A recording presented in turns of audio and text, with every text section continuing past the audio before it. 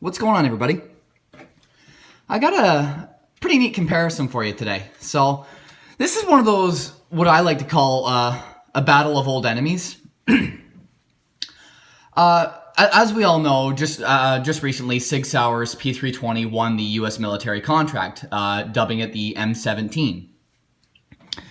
Now, I just wanted to offer a comparison between the P320 and what I would have liked to be the runner-up, which is the Beretta APX. So I'm going to go over the two pistols, some of the features, some of the things I like and don't like, and just offer a comparison between the two pistols and see which one I can sell you on. So let's just, right now, before we even get started, let's touch the elephant in the room.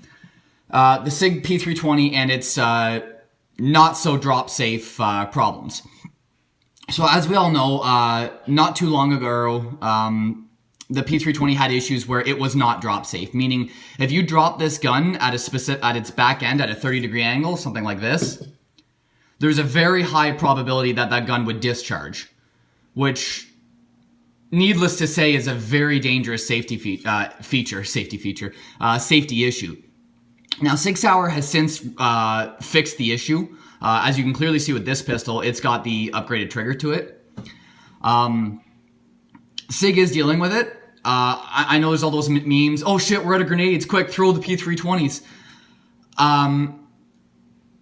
It's done and over with now, so let bygones be bygones, is pretty much what I have to say about that. Now, let's get into the two pistols. So we'll start with the P320 because it's already in my hand and I'm lazy. So the P320 is a striker fire pistol.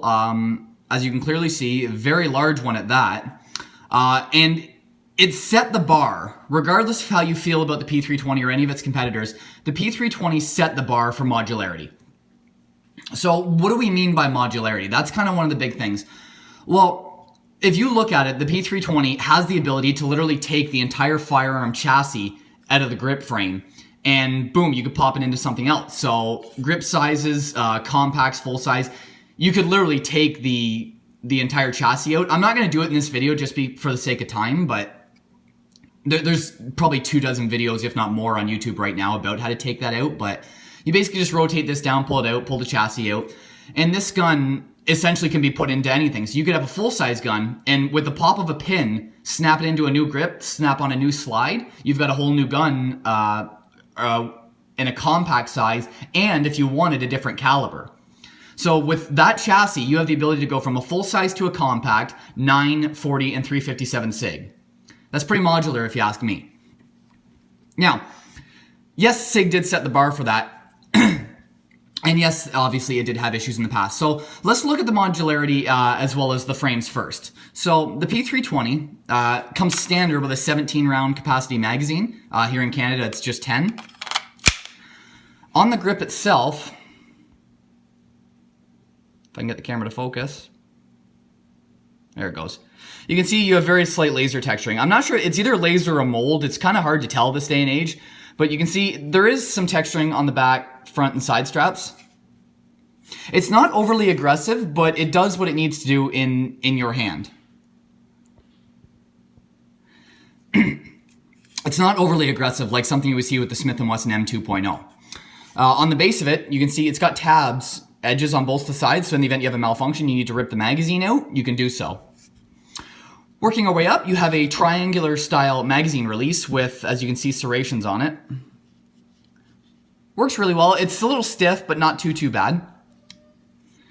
And forward, you have a nice undercut on the trigger guard. The trigger guard is not overly large or wide, but it's enough to get the job done. Yeah, even with gloved hands, you're not going to have a problem with this pistol. Slight texturing on the front.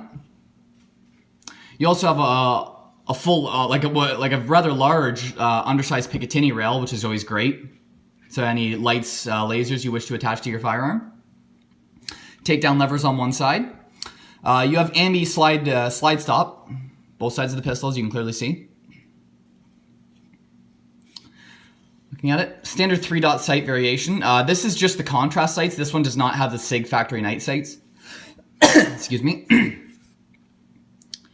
Cocking serrations, as you can see right here. They're not overly great, I'm going to be honest. I'm not a huge fan of these serrations. They're not... I've done some issues where I've gone over the top to rack the slide, and I actually missed it. and my hand slid right off the gun. So I'm not a huge fan of these cocking serrations, but it's definitely not a deal breaker.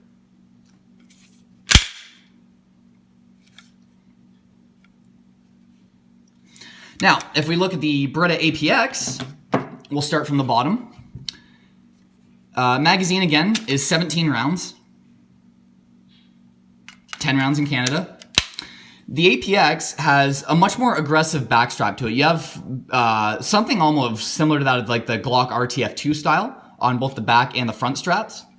This specific model does have the slight finger grooves in it. And it has the feature of adjustable back straps. I will get into that later. Your magazine release is a teardrop style. It is reversible, as well as on the P320. It is a reversible magazine catch. It's very easy to swap. Your trigger and your trigger guard, as you can see, front of the trigger guard's got no texturing. Slight underside rail mount. Trigger does have the Glock style safety tang, whereas the P320 does not. You can get models with the safety tang if you want. It's mostly for law enforcement. Working our way up. There's your takedown lever. Your slide stop, again, is completely ambidextrous. Both these pistols are damn near ambi.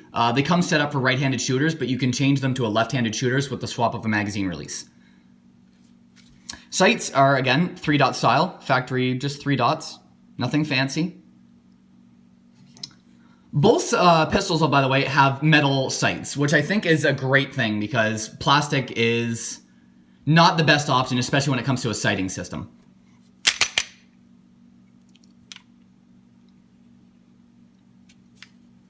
So, let's touch on the U.S. military contract really quick. So, as we all know, the P321, it's been dubbed for the XM17 trials, now called the M17. It is set to replace the Beretta M9 over the next few years, which, to be honest, kind of confuses me because 4 years ago, I believe, the U.S. military ordered 100,000 brand new M9s.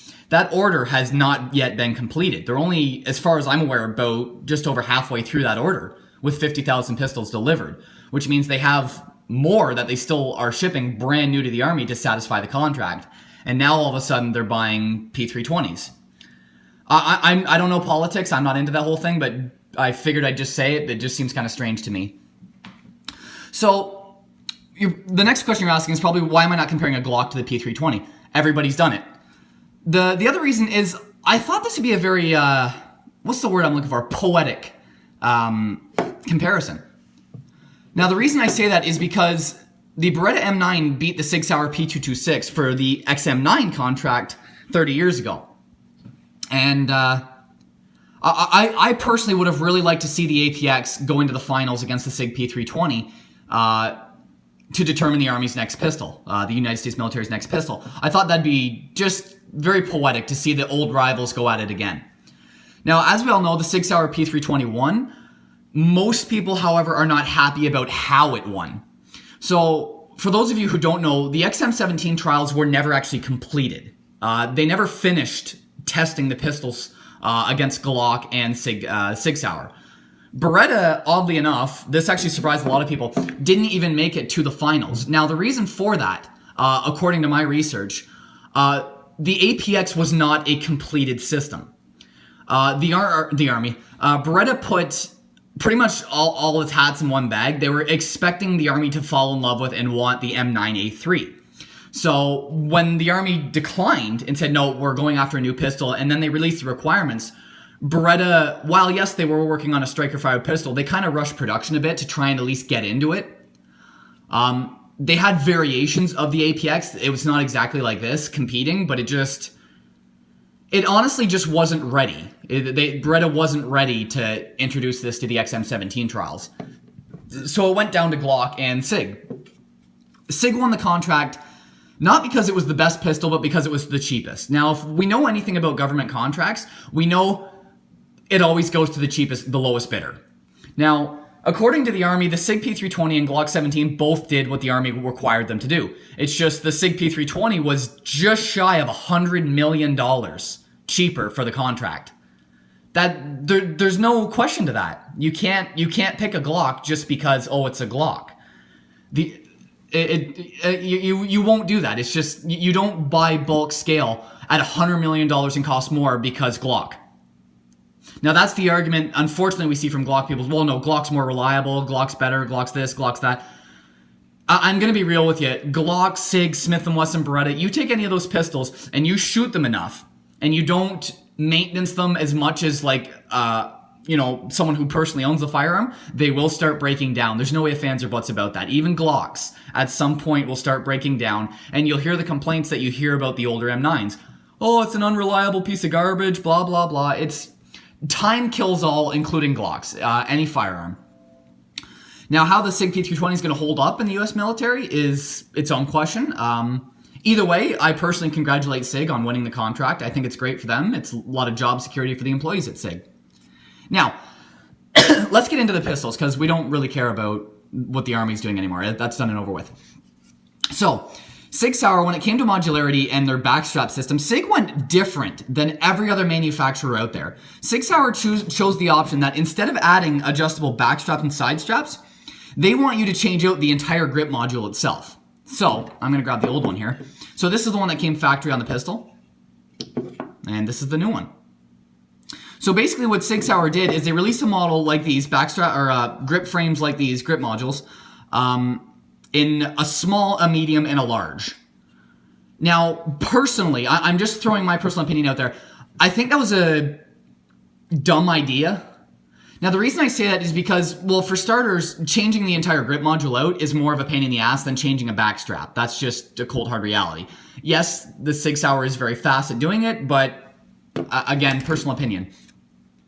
So what you do is you take the entire firearm out of the gun, the chassis, the firearm chassis out of the gun, you'd snap it into the new grip frame, put your tab in, put your slide on, you're good to go. That will give you the ability of small, medium, and large. Now, logistically speaking, that's kind of a pain in the ass because you'd have to ship the pistol with a small, medium, large in order to satisfy the group of people doing it. Now, for the US military, I can almost guarantee you for a fact they are not going to do that. You've got so many different soldiers using the same pistol. They're going to leave the medium on it, and they're going to make people adapt to it. That's just the reality of it. Now, if you look at more specialized units like SFs, whoever, if any of the special forces units choose to adopt this pistol, those guys will probably tailor the gun a little bit more with the small, medium, and large, just because they're more likely to use a pistol, as well as the fact they all carry a pistol, compared to just standard infantry or standard like frontline soldiers. So that's just my opinion on it. It's a little, oops, daisy. It was kind of a strange way to go. It's a neat idea, and it's revolutionary because nobody else has done it. To me personally, I would have just stuck with the tried and true backstraps, like the Beretta APX.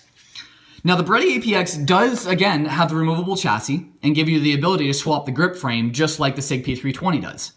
The difference is the APX not only gives you the ability to swap the actual grip module, it gives you the ability to change the backstraps as well. So you can change the pistol from a small, medium, or large with a simple push of a pin, pull the tab out, and boom, you've got a new backstrap on the gun. You don't need to remove the entire chassis to do so. And the APX comes with them. As a standard civilian, when you buy the Sig Sauer P320, you get the medium backstrap. If you don't like it, too bad. You have to deal with it. The only thing I really don't like about this specific idea with the adjustable or with the removable grip frames is they are, in Canada, mind you, just shy of about $80 to replace it. So if you buy this pistol and the medium doesn't fit you, that's, as the saying goes, it sucks to suck. You got to kind of deal with that until you can spend $80, which is about $30 more than the cost of a new magazine, just to have the gun fit you properly.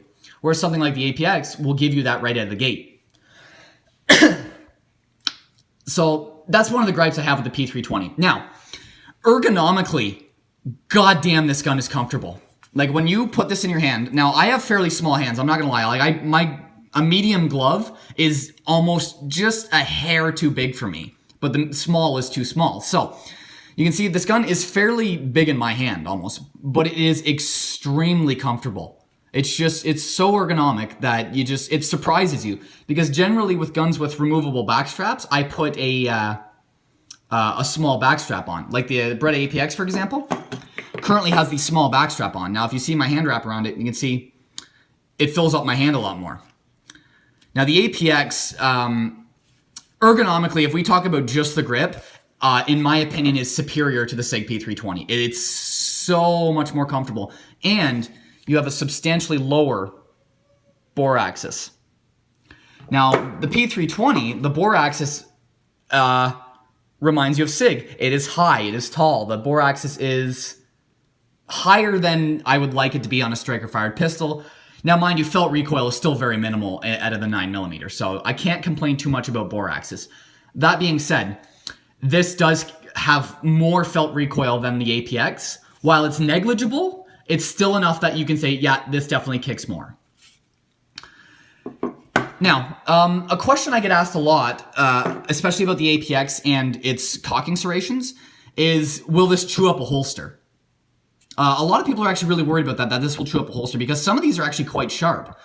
I've been running this Beretta leather holster for probably about 6 months now, since I've had the pistol. Maybe not quite 6 months, but you'd see there's almost no damage to the inside of this holster. And this gun's been holstered and unholstered hundreds of times. It works really well. I've had absolutely no issues with it. So chewing up your holster, I would say no. Maybe after a few thousand repetitions of holstering, maybe it would, but I can't speak for that. Let's touch on the triggers. So the APX has a fairly clean trigger. It breaks clean at 5.5 pounds. I had a Lyman trigger gauge that I actually did with this pistol just to test it, and it breaks clean at about 5.5 pounds very consistently. So let's just pull it. Now just watch the trigger. I'm gonna get a little closer here. It doesn't have the cleanest break that you normally see at a Beretta's. The reset, however, is extremely tactile and extremely audible. Like this pistol grabs you by the shoulders, shakes you, and says, "I have reset. Shoot me again." So, very, very good trigger. That being said, though, it is gritty. You can see the creep here. It's a little creepy, a little gritty, but it's still better than a lot of striker-fired pistols that I've fired before. The P320. It has a good trigger. It's a good trigger. So there's your take up. There's the break. Reset. It's like the reset's right there. It's very short. Is it comparable to a Walther PPQ? No. Still very good trigger though. I'm very impressed with it. So I'm going to show you accuracy really quick, and then I'm going to take the pistols apart. I'm going to grab my target here, adjust the camera. So, Beretta APX, here we go. So I'm going to use my hand for scale. Remember, medium glove. So that's the Beretta APX. That was shot at a distance of 7 meters or 21 feet. That's not too bad. That's honestly not too bad. P320. Okay. The P320 was, in my hands, a lot more accurate, and I attribute that a lot to the trigger on the pistol. It's just, the P320 out of the factory has got a very good trigger. So, just kind of goes to show you. Let's back down. Okay, let's get into field strip. So, I'll do the P320 first. So, the P320, Sig Sauer gloats about how you don't have to pull the trigger to take the firearm apart. I personally could give less than half a shit about whether or not you have to pull the trigger. I understand it's a very touchy subject for people, but I gotta tell you the truth. If you're taking your gun apart, why in the sweet flying fuck is it loaded? I'm sorry, I don't care people who rip on Glock, all this, all that. Well, the Glock's unsafe because you have to pull the trigger. Okay, well, if you're pulling the goddamn trigger and it's not at a threat, you should have verified the gun was unloaded several times before you pulled that trigger. That's just a reality of it. So, those who argue that, you know, the P320 is safer because you don't have to pull the trigger, it's kind of a moot point, because if anybody does set the gun off while field stripping the pistol, that's user error. That is their fault for not verifying the pistol safe. That's literally somebody has a loaded gun and they go, "Oh, better take my pistol apart," and then bang. It doesn't make sense that people do that. So that's basic firearm safety that people are ignoring. So, anywho, getting into the pistol. So to take the P320 apart, it has a 3-point safety system. So one is the magazine has to be out in order to field strip the pistol. 2, the pistol has to be locked back in order to be taken apart. So you've verified the pistol is now empty twice. You've removed any ability to feed ammunition, and you've verified that the chamber is empty. Number 3 is to rotate the tab down. Now this tab is very stiff. When I first got this pistol and I tried to rotate it down, I was scared I was actually going to break it. But turns out it is actually very stiff. That's part of the safety mechanism to ensure that you don't accidentally take the gun apart. Because this is literally the only thing keeping the slide on the frame. To release it, you'll simply just let it go. Show you the inside of the pistol. And you can see it's got four slide rails. So 1, 2, 3, and 4. Very similar idea to a Glock. They're very small, and that worries me because I don't know when these guns hit a high round count how well those are going to hold up. Now, knowing Sig and knowing their quality, I would like to think it's going to be just fine, but to me personally, those are very small. Continue to take the slide apart. You'll just pull your recoil spring out. Very long recoil spring. Like, you look at the size of that thing. That is very large compared to a lot of other pistols out there. And then you just lift your barrel out. Uses a standard tilt action barrel. That's field strip on the P320. Put it back together.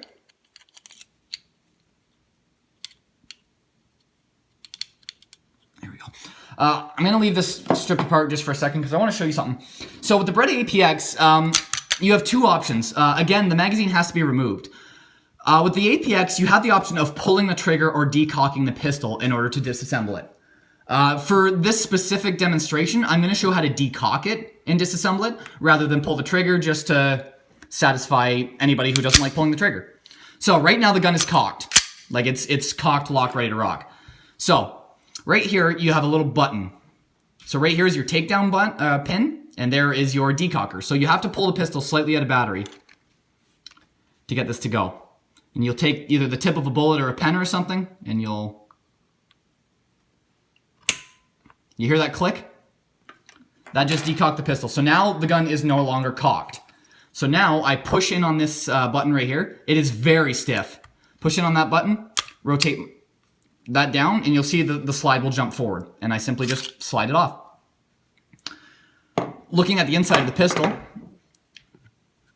it's got full-length slide rails. Much better idea. I feel like this will last a lot longer. Beretta claims that when they were prototyping and testing this pistol, they test-fired over 1 million rounds through various APX pistol designs to ensure high-quality reliability. And they said something that really stuck with me. We want the pistol to be reliable, and our definition of reliable is not that the gun's going to be reliable just out of the box brand new, but years down the road, even after thousands of rounds, when you take that pistol out and pull the trigger, we promise you it will go bang. That really sinks in with me. That shows quality and the time-tested life of Beretta as a firearms manufacturer, and I really appreciate that. Continuing our way, disassembly. So at this point on, it's pretty much the same as the P320 and every other pistol in the market. Difference between this, the P320 and the APX, is you can see it's got a dual captive recoil spring. When I first pulled this out, I thought I broke it. I looked, I was like, oh my god, look at this just kerbobble of springs. I broke the gun. Upon researching it, turns out I didn't. Now, Beretta claims that these recoil springs will last 4 times longer than any standard out-of-the-factory recoil spring on the market. I'm inclined to believe that. 1 million rounds test fired, you're going to learn very quickly what parts are going to wear out and which parts last. Pull your barrel out, same thing. Now, reassembly. This is going to get a little interesting. Both the guide rods on the pistols, by the way, are steel, which, again, is something I really appreciate. I don't like plastic guide rods. I know they work fine, personal preference. So let's do the P320 first, because I took it apart first. So to reassemble the P320, you just get it on your slide rails. The recoil spring, I find you actually have to push up on it a bit to get it to stay when you first reassemble the pistol. So you have to lock the pistol back, flick the tab, boom, you're good to go. The APX, like the Beretta 92A1, did something that I really appreciate. It's very small, it's damn near pointless, but you know what? It really makes you respect the fact that they listen to the end user. So to reassemble the pistol, put it on, you'll simply just, and it locks right back. The takedown lever itself resets itself. So when you put the pistol back together, it does that automatically. It's just one less thing you have to do, and that's something I really appreciate. Now let's get a side-by-side comparison of the pistol. I'm going to rotate the camera up a bit, and we're going to take a look at the two pistols side by side.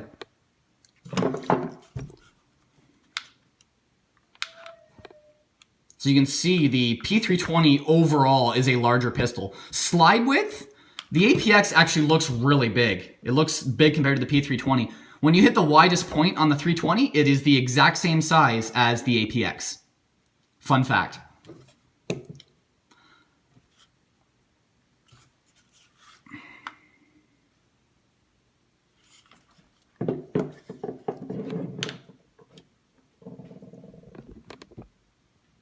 The P320 is a bigger pistol, which is strange because Beretta is known for making just big guns. If you look at the 92, it is literally the biggest full-size pistol on the market. So closing thoughts on these two pistols. The Beretta APX is probably one of my favorite handguns of all time. I just absolutely love the design. I love the ergonomics. I love the feel. The P320 is right up there, though. This is an incredible gun as well, regardless of what the haters say about the gun. It's all a matter of opinion. Now, one thing I forgot to touch on. So when you remove the chassis, I found this very interesting. The P320, when you swap different chassis, they ship them with a different slide stop. Now I got to think, I was like, why in the hell did they do that? That doesn't make any sense. When I tried to swap this, the chassis would not lock into this frame because this part, or the slide stop, would not fit. So the slide stops are custom tailored to fit each individual frame, it seems. Why that is, I haven't the foggiest idea. With the Beretta APX, I didn't have to do that. It's literally a plug and play, minus the extra steps to take the gun apart. Price. So here in Canada, these guys retail for about $649. I've seen them as low as $599. It really depends where you buy them. The P320 retails, I bought this for $650. They retail from $650 to $870 depending on what you buy and what features you get with the pistol. Price-wise, I would call them fairly comparable. Now, if I had to pick which pistol I would take, like if I said right now I had to give one of these pistols up, which one would I keep? Personally, I would keep the APX. Most people know me. I'm fairly biased towards Beretta. I'll be the first to admit that. Overall, if we look at the entire gun, I prefer the APX over the P320. That being said, I very much like the P320. Both of these pistols have over 1,000 rounds. So this pistol has 1,650 rounds. This one has 1,050 through it. Both have been reliable, as you'd expect. There's been no break-in required with these pistols, no reliability issues. They work absolutely great. So it really comes down to personal preference when it comes to these two pistols. But I just thought I'd give you the comparison and show you my two pistols. You can see the FDE is fairly different as well. They're both flat dark earth, neither of them are OD green. I love the two-tone look. It just looks gorgeous. But yeah, that's kind of my comparison of the Sig P320 and the Beretta APX. Let me know what you think. Which pistol would you go with and why? Anywho, thanks everybody for watching, and I will see you all next time.